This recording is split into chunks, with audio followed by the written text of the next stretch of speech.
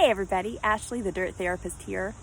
Well, my family, we received some surprising news earlier this summer when we found out that my husband was being transferred to a different site for his job. So we are going to be moving very soon. We've put our house on the market. We've bought a new house where we'll be going.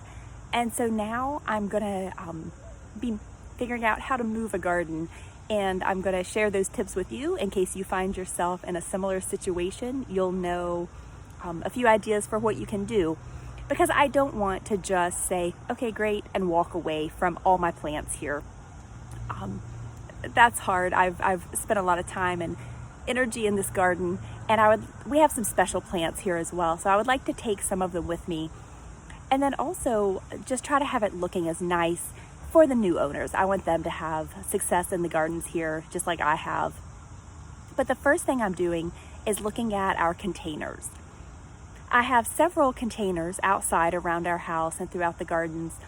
So the first thing I'm doing today is walking around, and anything that is not healthy, anything that's, well, completely dead, I'll be pulling out of its container, or anything that's not growing the way it should.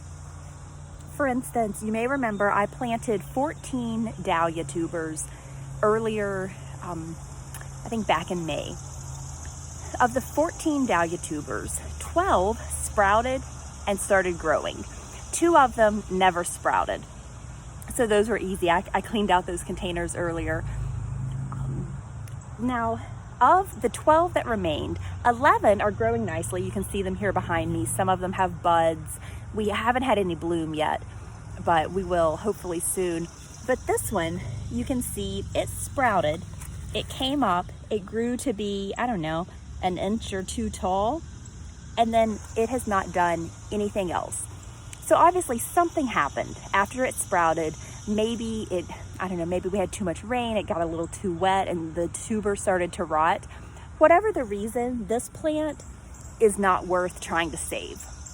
At this point in the growing season, we're at the end of July. It's not going to have time to grow full and bloom. So what I'm going to do, I'm going to take the stake out, because I don't need that anymore, telling me what it is, because it doesn't matter. Then let me just dig down and we'll see if we can figure out. So yeah, can you see that? The tuber is just rotted.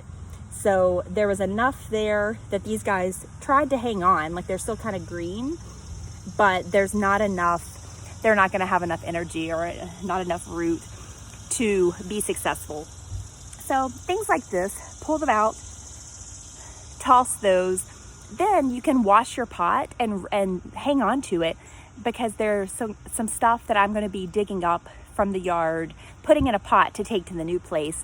So I could use all the empty containers that I can get my hands on at this point. But that's the goal for today, to go around all my containers, look at them, assess the health. Anything that is dead, diseased, damaged, I'm going to be getting rid of those plants. That's not something I want to leave behind here for the next people to have to deal with or clean up. And it's not something, I don't want to move anything dead or diseased to our new house. So hope this is helpful, and stay tuned for more tips on how to move a garden. Take care.